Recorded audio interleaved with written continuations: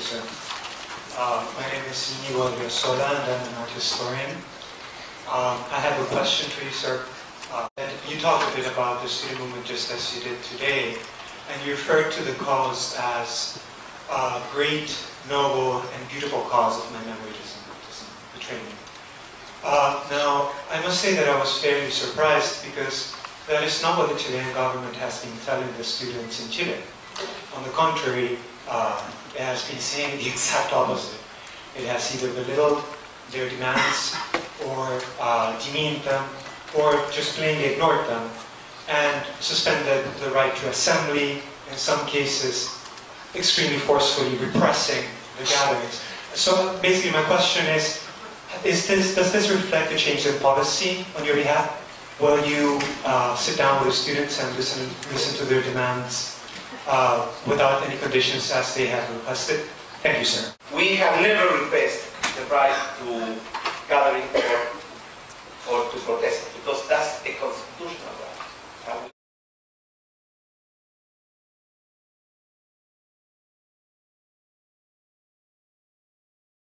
Amendment. And we are a very respectful government, and particularly of the great law of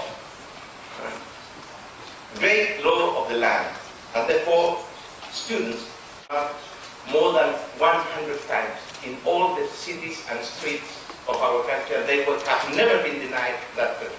So the first fact that you point out, I think, is wrong. Second, we can never repress them. Second, we can never repress them. Second, we can never repress them. Actually, there has been 550 people injured during the protest, and only 40 of them are civilians. So, of course, we have to keep our record because that's another responsibility. It's a great, noble, and beautiful, and urgent cause. And we agree with that 100%.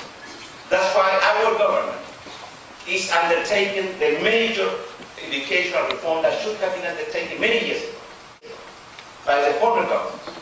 And we are doing that, even though we are not part of the problem. We want to be part of the solution to the educational sector in our country. By the former government. And we are doing that. I don't have the time here to express everything that we've done in terms of changing the system, the law, improving the financing, improving the quality of the education. But we have committed $4 billion on top of the regular budget in order to finance this major reform. $4 billion. Reform. $4 billion. $4 billion. Chile. You have to multiply that by 200 to compare that with a US figure.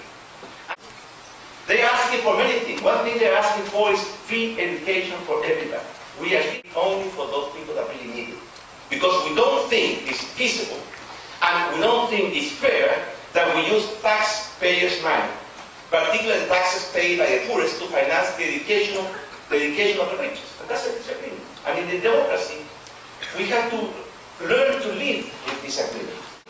And the way to solve them is not with Molotov bombs or rocks or violence. The way to solve it is using our democratic system, which is what we have been proposing them from the very first moment. Reform. $4 billion. Reform. $4 billion. Second, we can never repress them. Second, we can never repress them. Second, we can never repress them. Second, we can never repress them. Second, we can never repress them. $4 billion.